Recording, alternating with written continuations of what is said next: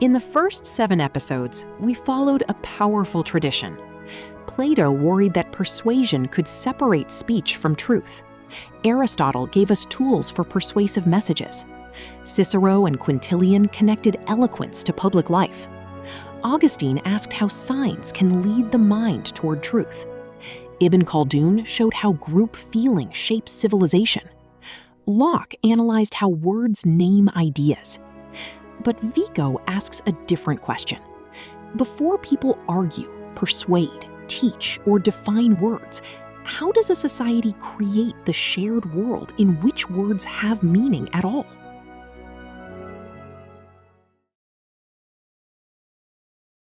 A quick visual note before we begin. This video uses AI-assisted historical illustrations and an AI-assisted narration voice for educational purposes. The images are designed to help us visualize ideas, settings, and intellectual problems. They are not documentary footage, authentic photographs, or exact reconstructions of historical events. The narration script, structure, interpretation, and educational framing are original commentary for the Communication Thinker series.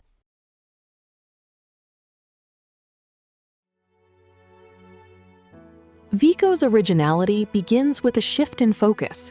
He is not mainly asking, how does a speaker persuade an audience? He is asking, what makes an audience possible in the first place? For Vico, people understand one another because they already live inside a shared world of meanings.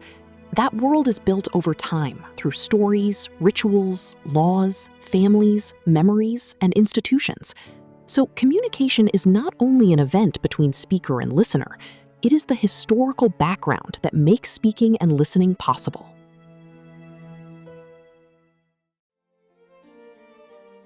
Giambattista Vico was born in Naples in 1668 and spent much of his career teaching rhetoric. That detail matters. Rhetoric gave him a practical sensitivity to judgment, audience, memory, and civic life. But Vico expanded rhetoric far beyond public speaking. He connected it to law, history, myth, education, and the study of nations.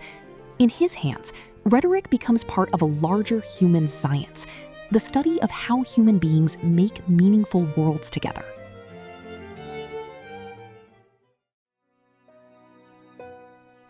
Vico's most famous principle is often summarized as verum factum.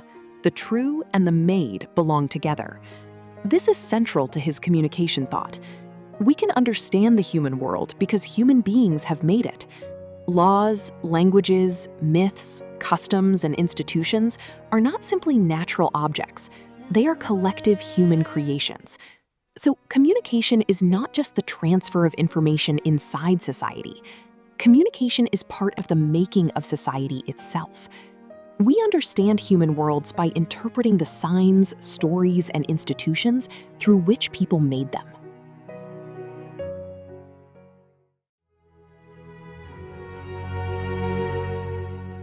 This is where Vico becomes especially distinctive.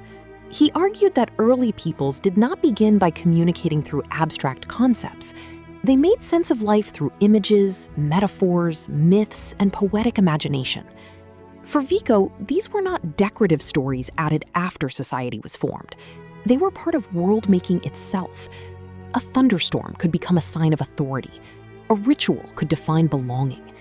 A heroic tale could teach a people what courage, law, family, or duty meant. In this way, imagination did not merely describe the world, it helped create the shared world in which communication became possible.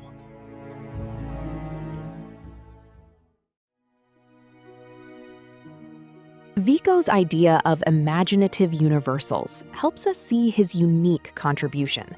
Before societies think in abstract categories, they often think through powerful shared figures: the hero, the father, the lawgiver, the enemy, the founder. These are not just characters in stories. They are symbolic forms that organize social life. In modern communication terms, Vico is showing how images and narratives can function like concepts. They help a community classify experience, remember its past, and decide what kind of world it lives in.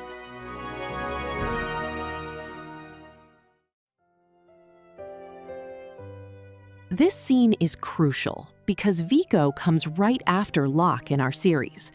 Locke helps us see how words relate to ideas in the individual mind. Vico moves the question to history and society. Words are not only labels attached to private ideas, they carry the memory of a people.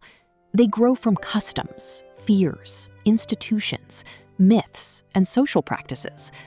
For Vico, language is not just a tool we use after thinking. Language is one of the ways a community learns to think together.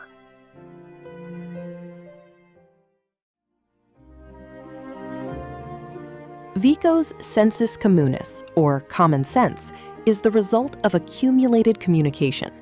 Over time, a people builds shared meanings through stories, rituals, laws, memories, institutions, and everyday language. For Vico, common sense is not just common opinion, it is the shared sense that allows a society to recognize what is honorable, shameful, sacred, legal, normal, or dangerous. This is different from Aristotle's focus on persuasive appeals or Cicero's focus on public eloquence. Vico asks what makes public judgment possible before the speech begins. A society can debate because it already shares a background world of symbols, memories, and institutions. Communication creates the common ground in which disagreement itself becomes intelligible.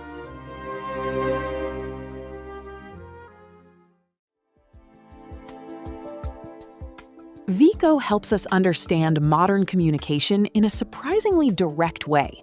A meme is not just a joke. A slogan is not just a sentence. A viral image is not just decoration. These forms compress collective feeling, identity, and judgment. They can turn complex realities into shared symbols. In Vico's terms, modern publics still use poetic and imaginative forms to organize meaning. Even in a digital age, societies do not communicate only through facts and arguments. They communicate through images that make a world feel real.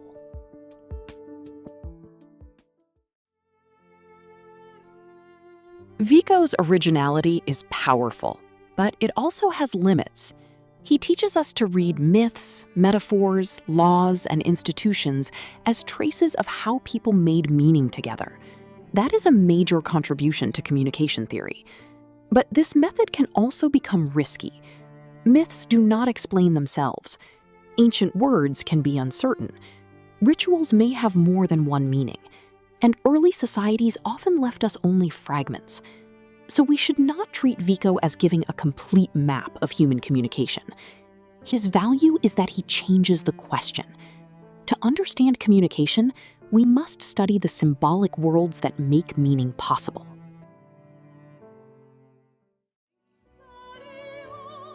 Vico matters because he gives communication theory a historical imagination.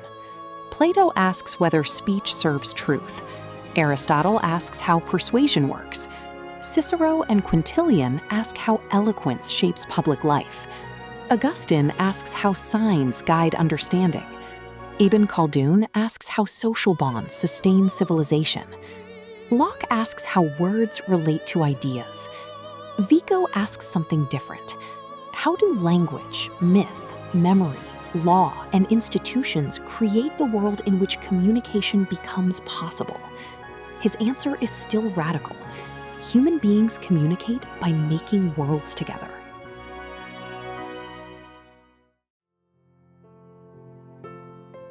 This episode is based on scholarly and educational sources on Vico's life, rhetoric, philosophy of history, poetic wisdom, common sense, and the new science. For further reading, see the sources listed in the description. In the next episode of Communication Thinkers, we move from Vico to John Stuart Mill, where communication becomes tied to liberty, public debate, and the freedom to disagree.